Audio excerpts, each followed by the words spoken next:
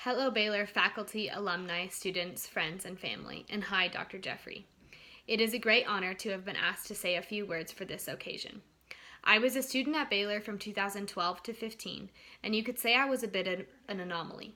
I paid my way through an extra semester simply because I wanted just a few more chances to sit under the tutelage of professors like you, Dr. Jeffrey. I had already spent 2 years maxing out my credit loads to fit in classes with Dr. Wood, the Coreys, and the like, and in planning for that extra semester, I decided to scale everything back and take just 13 credits, and to make them count.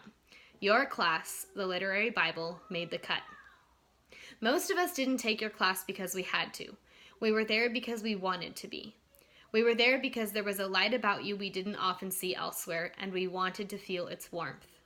You taught us how to think, and you showed us that Scripture is not only useful to discern how best to live, but that it is beautiful.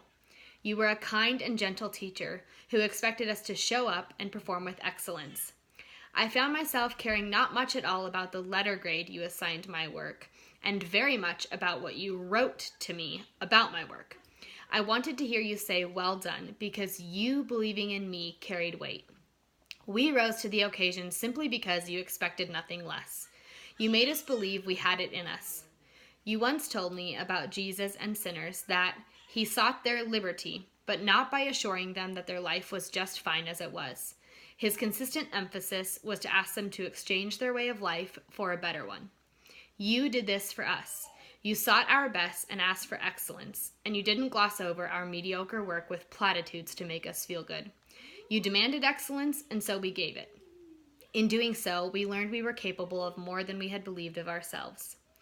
We showed up to class less because of the content of the lectures, though they were captivating, and more because of the person delivering them. To say I'm grateful I was one of the fortunate few to have been under your tutelage is like saying I'm grateful my brain reminds me to breathe. Grateful doesn't cut it. There is no doubt the things you taught will be with me forever. Not the specifics, but the heart behind it all. The why.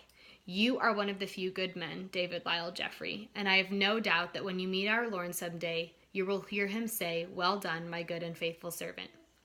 Your email correspondences to me about life and politics, my new marriage and new journey into motherhood, continue to be some of the brightest lights in my life. It amazes me, actually, how quick you are to respond, that you even respond at all.